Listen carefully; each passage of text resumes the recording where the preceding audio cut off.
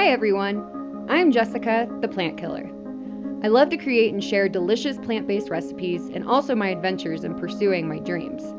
In March of 2020, I had all my belongings sold and packed up in Las Vegas, ready to travel through South America. With COVID rearing its ugly head, I ended up spending time with my wonderful family in Texas, volunteering in Puerto Rico, and now taking part in a humanitarian voyage to Haiti. Life has been full of surprises, and I am happy to take you along with me as I navigate my place in this world to grow and help where I can. Thank you for watching my channel. As you saw in the previous episode, Oscar and I finally made it to Charleston to meet up with the boat and crew to take us to Haiti.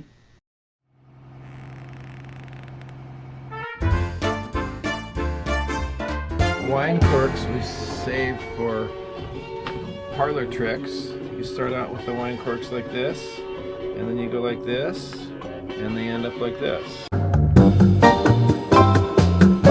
I have heard about Captain Sequoia for months now, but this is officially the first time we've met. This is the Tandemir dishwashing procedure. I will tell you that wearing an apron is optional. Yes. This is my favorite one, and some people like to see me in it. Oh my God. Who gifted that to you? I forget, but it was, I think I remember. Wait, you're not going to wear it? No, I okay. Just brought it out. The question is, should I do the dishes as Julia Child? Welcome, I'm Julia Child. We're going to have a salmon summer dinner tonight.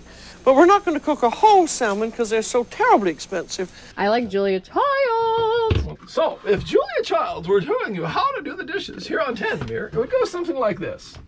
The first thing we do, always of course, is put away the food.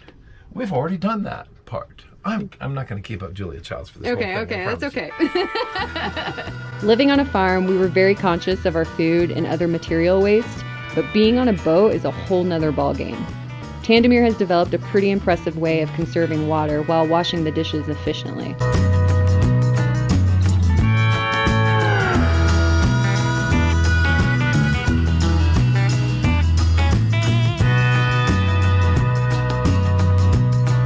A general guideline, it's not really a rule, but it's like whoever cooks doesn't have to do the dishes. The other people do the dishes. So that's just normally the way we do it.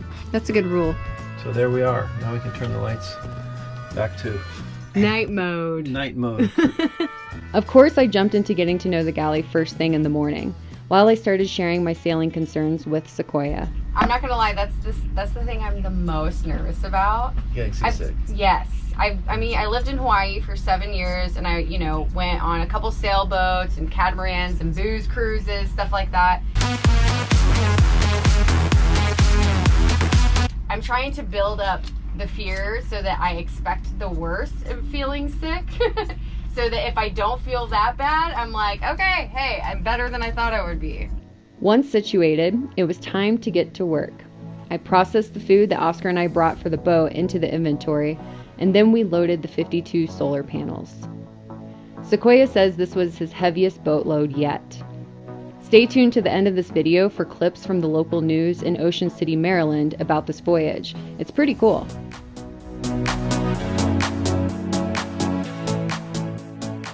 Happy dinner. When in port, Sequoia started off each morning with a meeting about boat work. And I really enjoyed how he had each of us check in and share how we were feeling. There's things that need to be done. Yes. You need to tighten the shaft packing seal. There's a latch on the counter there that needs to be put on the drying locker. The helm seat is broken. The arch rigging, tying down the solar panels, screwing down the batteries, that's something you can do.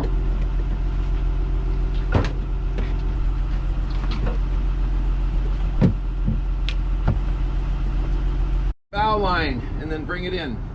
Our fourth boat crew, who has been with Sequoia since Massachusetts, was Laura, an adventurous spirit, well-traveled and experienced on boats. Okay, then let go of the spring line and bring it in. 7:30. We are half an hour ahead of schedule already. 7:30 in the morning. That gives us space. Don't count the lucky stars. So in the world of sailing, there's a lot of superstition. One of the superstitions is to never begin a voyage on Friday. And then another superstition is Friday the 13th is an unlucky day. Wait, is today Friday the 13th? Uh-huh. Holy shit. And also, they say that you're not supposed to have bananas on a sailboat either. But We're I don't all believe sorts that of shit. kind of screwed. Yeah, I don't believe that shit. So what are we doing? We're finally leaving Charleston, sailing to Jacksonville Yay. on a Friday the 13th Yeah. with bananas on board. Stop. Don't even. The three most important rules of sailing or boating, in any kind of a boat actually, are 1, keep the water on the outside, 2, keep the people on the inside, and 3, don't hit anything. If you can follow those 3 rules, you'll probably have a good time. And if you break any one of those 3 rules, you'll probably be having much less of a good time. Yeah, so then now forget about, I'm done with my check-in. Now we're just Are you talking sure? about stuff. Is there anything else you'd like to share? There's a lot to learn, especially for new people who've never been sailing before. So, yeah. He's never been sailing before? No, he's done 3 voyages with me. Okay. I thought you said he's never been sailing before. Jessica's never been sailing. I mean, I've been on sailboats before, but I've never been the crew. I've been in my bikini, have a drink. She's been boat candy before. Boat candy? Boat candy. Always be careful when you're walking around the boat. Keep one hand, there's a saying, one hand for you, one hand for the boat. At night or in rough weather, we'll all wear harnesses with tethers and we'll be clipped on. I see you're wearing good, sensible shoes. Those are great. Barefoot is okay in the tropics. It's just really risky. You risk stubbing your toe or breaking your toe or cutting your foot because there's lots of things you could stub and cut your foot on, so be careful. Let's just talk about the watch schedule for a few minutes. So since Jessica's never been on watch or on a boat overnight like this, I think it's better if she and Oscar be on the same watch.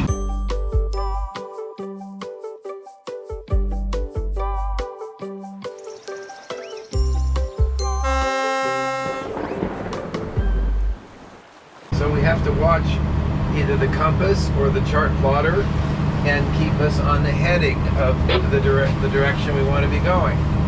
So this one will be up here all the time, and one of these will be up here sometimes. We're getting ready to change our heading. There's Jacksonville. It's 161 miles away. +10, +10, and +10 again, and maybe one more time of +10, and we'll just see where that heading lands us.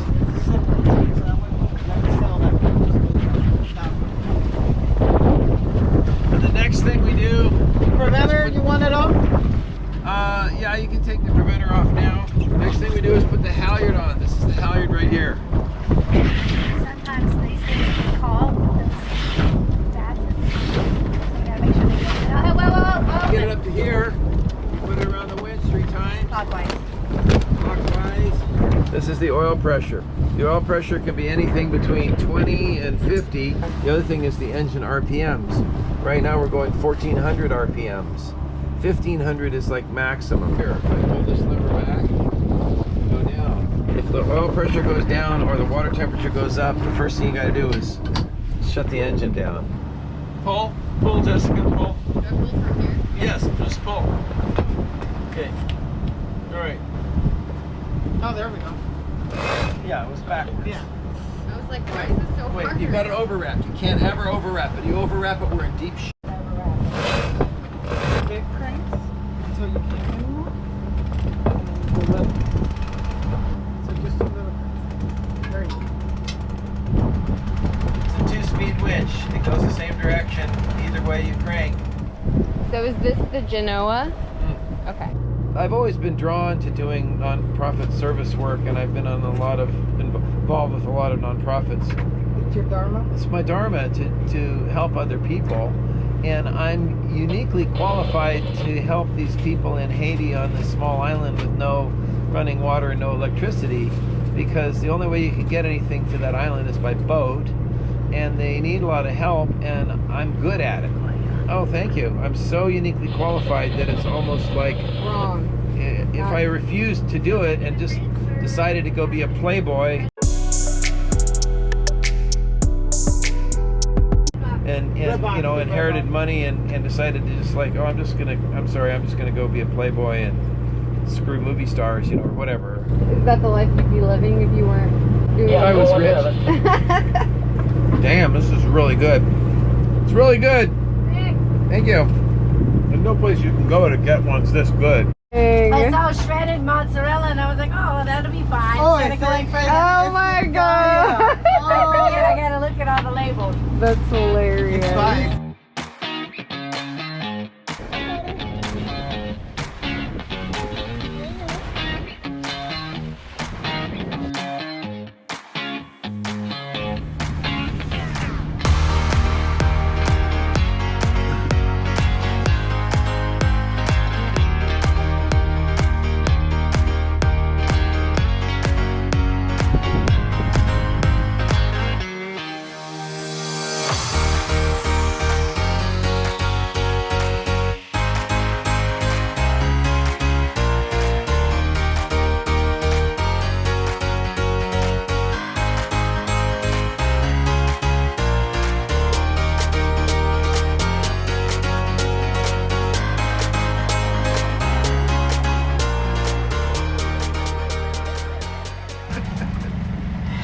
I had taken LSD that morning, so I looked and felt my best. It was quite an entertaining experience. That was my draft board physical. That was, Needless to say, he didn't get drafted. yeah, they didn't want me. Back then, you know, we were like carrying signs and protesting the war and stuff, you know. We were waging peace. Peace and love. Yeah. So, back to the solar panel. Inverters. Inverter. So we have inverters for One to the Kid Cock School. one for the. One to the community center. So I just talked with Rob. She's on board for 3 weeks, starting Wednesday. She'll meet us in Lake Worth. We realized when we left Jacksonville that there was a rocket launch happening less than 100 miles away. 3, 2, 1. There. There it is.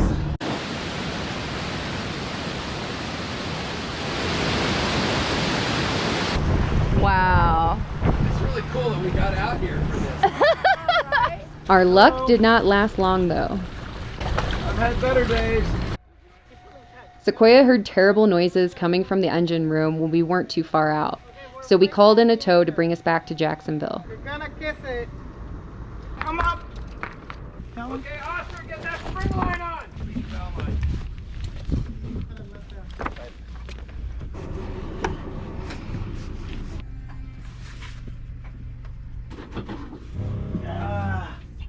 Are you hungry, Flora? Yeah, I will be in a little bit. So I food prepped a chickpea omelet mixture in vacuum sealed bags with cocoa powder milk. So I just mixed it all together with add water and the consistency looks like it's just supposed to. So I'm gonna make several omelets out of this and I can set one aside for you. Yeah, all right, sounds good. How you doing, Oscar? We were super lucky that our transmission problems were fixable considering the boat's transmission is a drop shaft. By the way, I barely know what that means. We ended up having transmission cooler failure, which produced a lot of mayonnaise-looking liquid. Anything I can do? Oscar worked really hard to flush everything out and fix the problem, even as we were out at sea.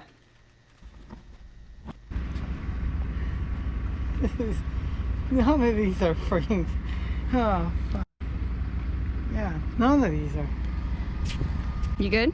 I think I'm good. Hey. This is one that rotates. So we found 2 possibles. One. Okay, give me that one. Then give me this one. Either try this.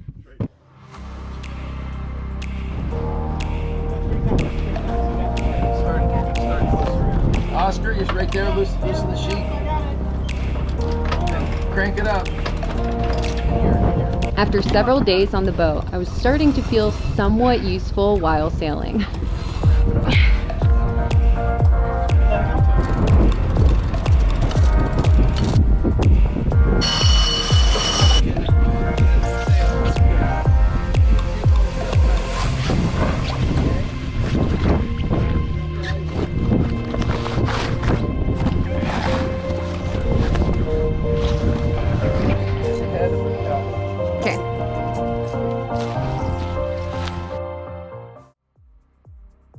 Our next port was Lake Worth, Florida.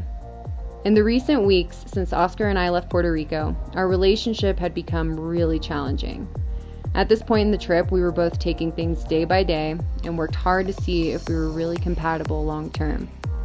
To be honest, I was very unhappy and down during this time. Sorry to end this video on not the best note, but there's definitely good things to come. See you guys in the next episode as we prepare to leave the States. Thanks for watching. Today in Ocean City, a boat captain was getting ready to set sail to Haiti with some much needed supplies, and with the help of a local restaurant owner, this captain was able to make this trip possible. 47 ABC's Anissa Lopez has the story. All hands are on deck as this sailboat is getting ready to take off for a journey to Haiti, and it's all for a good cause. The owner of the Hobbit restaurant, Garvey Heiderman, and the founder of Sail Aid International, Sequoia Sun, teamed up Saturday afternoon to pack up a boat so supplies could be delivered to Haiti. We're just trying to help them to have a better life because it's an island that's 6 miles off the coast and they don't have access to a lot of things. Sun founded Sail Aid International in 2017 to bring supplies such as food, medical supplies, solar panels, computers, school and art supplies, and other items to areas impacted by natural disasters and human-caused impacts. Well, it's something, to give back, to do good, to help people. I mean, Haiti is the poorest country in the Western Hemisphere, and there's a lot of people there that have nothing. They have no money, no job. This is the sailboat's second visit to Ocean City to pick up donations from Heiderman. And he says to be a part of this mission is rewarding. A lot of us are in situations here where we can have some time in the fall to give back, and it's the least we can do. I'm in a situation with a restaurant where it's very easy for us to get food and, get it shipped in bulk. So, I'm just trying to do my part. Sun says he hopes to make it to Haiti in 3 weeks with some other stops along the way. Well, I've been doing it for 10 years and I hope to continue to do it for another 10. We'll see how long I last doing it, but it's fulfilling, and as long as it works and makes sense, we'll keep doing it. So hopefully we can get more people on board locally or, across the bridge in Baltimore and DC to start donating supplies. Anissa Lopez, 47 ABC. Sun tells us that sometimes when they're in Haiti, if they are doing little jobs like installing solar panels, they try to ask the locals to help to give them an opportunity to make money. Also, Sun says sometimes the organization gets money donated and they're able to buy things like water pumps and pipes for the villages.